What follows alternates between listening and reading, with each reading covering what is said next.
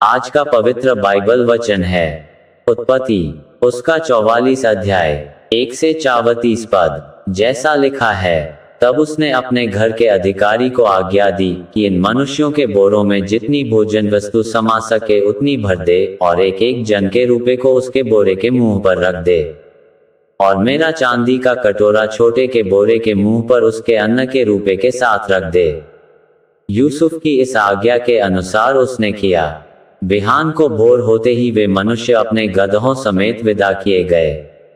वे नगर से निकले ही थे और दूर न जाने पाए थे कि यूसुफ ने अपने घर के अधिकारी से कहा, उन मनुष्यों का पीछा कर और उनको पाकर उनसे कह कि तुमने भलाई की संति बुराई क्यों की है। क्या ये वह वस्तु नहीं जिसमें मेरा स्वामी पीता है और जिससे वह शकुन भी विचारा करता है। तुमने ये जो किया है सो बुरा किया। तब उसने उन्हें जा लिया और ऐसी ही बातें उनसे कहीं। उन्होंने उससे कहा, हे हमारे प्रभु, तू ऐसी बातें क्यों कहता है? ऐसा काम करना तेरे दासों से दूर रहे।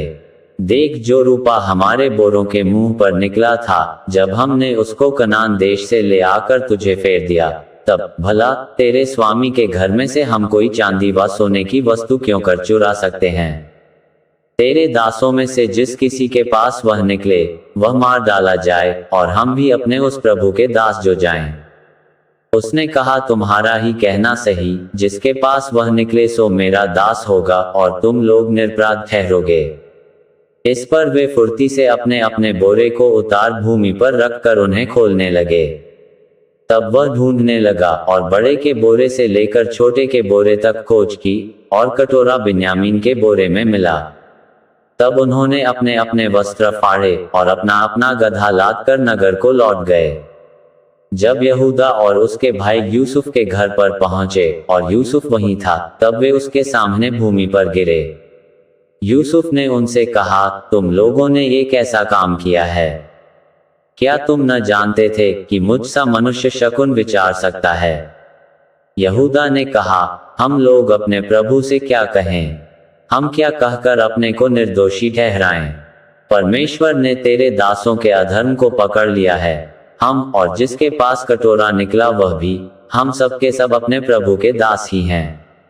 उसने कहा, ऐसा करना मुझसे दूर रहे। जिस जन के पास कटोरा निकला है वही मेरा दास होगा और तुम लोग अपने पिता के पास कुशल क्षेम से चले जाओ। तब यहूदा उसके पास जाकर कहने लगा, हे मेरे प्रभु, तेरे दास को अपने प्रभु से एक बात कहने की आज्ञा हो और तेरा कोप तेरे दास पर ना भड़के, तू तो फिरौन के तुल्य है।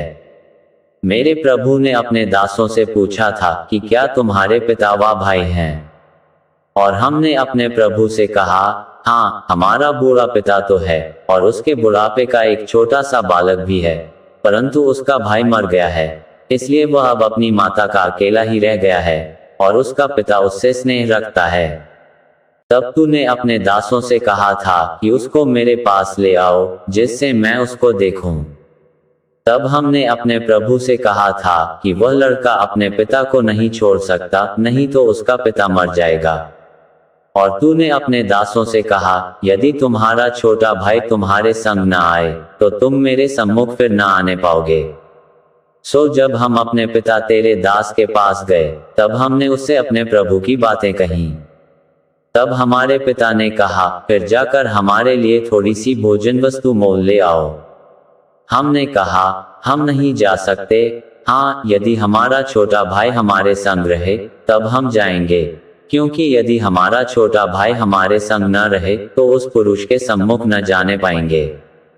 तब तेरे दास मेरे पिता ने हमसे कहा, तुम तो जानते हो कि मेरी स्त्री से 2 पुत्र उत्पन्न हुए और उनमें से एक तो मुझे छोड़ ही गया और मैंने निश्चय कर लिया कि वह फाड़ डाला गया होगा और तब से मैं उसका मुंह न देख पाया। सो यदि तुम इसको भी मेरी आंख की आड़ में ले जाओ और कोई विपत्ति इस पर पड़े तो तुम्हारे कारण मैं इस पक्के बाल की अवस्था में दुख के साथ अधोलोक में उतर जाऊंगा।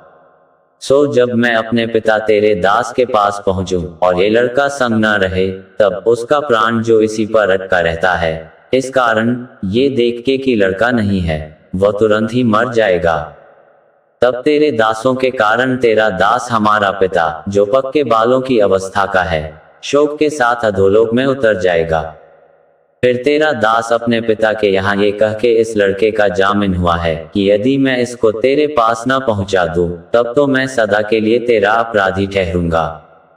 सो अब तेरा दास इस लड़के की संति अपने प्रभु का दास होकर रहने की आज्ञा पाए, और ये लड़का अपने भाइयों के संग जाने दिया जाए, क्योंकि लड़के के बिना संग रहे मैं क्यों कर अपने पिता के पास जा सकूंगा। ऐसा न हो कि मेरे पिता पर जो दुख पड़ेगा वह मुझे देखना पड़े। यहाँ तक इस वचन के द्वारा प्रभु आपको बहुतायत से आशीष दे। आमीन।